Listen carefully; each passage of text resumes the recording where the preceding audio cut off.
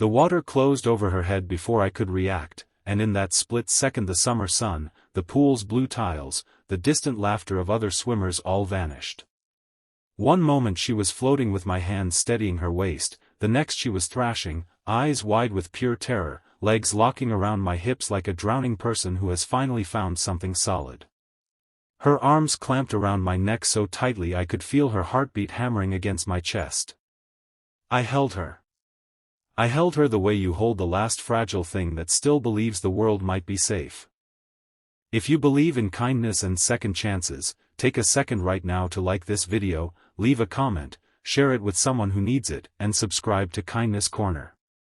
Stories like this only reach the people who need them when you help them travel. I never planned to be the one teaching my ex's little sister how to swim. 3 years earlier her older sister had walked out of my life with the same quiet finality she used to close doors, and I had sworn I would never step foot near that family again. Yet here I was, standing in the shallow end of the community pool on a humid July afternoon because Maya had looked at me across the grocery store parking lot 2 weeks earlier and said, almost apologetically, that she was still afraid of water deeper than her knees.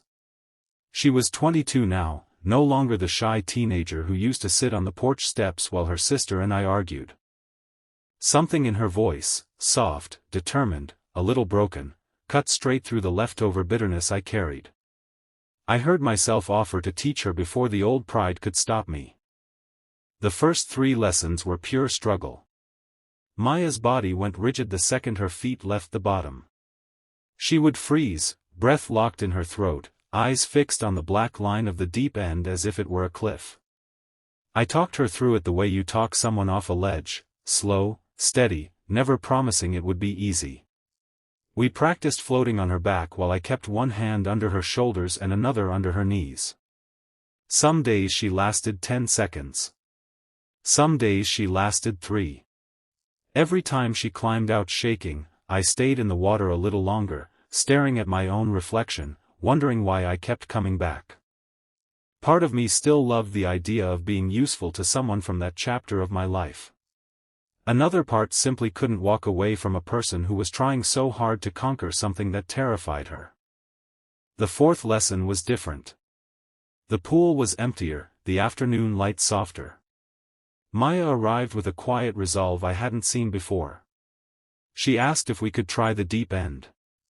I hesitated, then nodded. We moved out slowly, my hands never leaving her. When the bottom disappeared beneath her feet she sucked in a sharp breath, but she didn't panic right away. For almost a full minute she floated with my support, eyes closed, trusting the water and trusting me. Then a child cannonballed nearby and the sudden splash sent a wave across her face. Instinct took over. She dropped.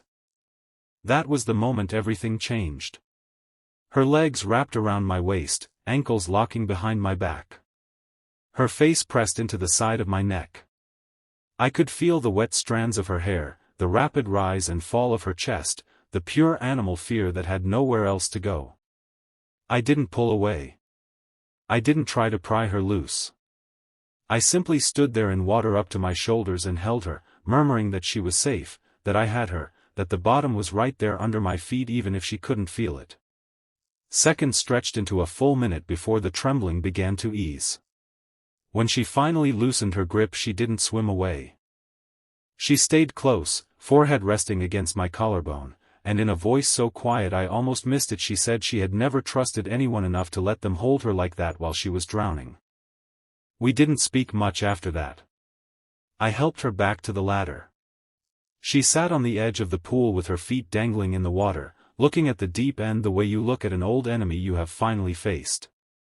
Something had shifted between us. Not romance, not the complicated history of her sister and me, but a simple, fierce understanding that fear can be survived when someone refuses to let go.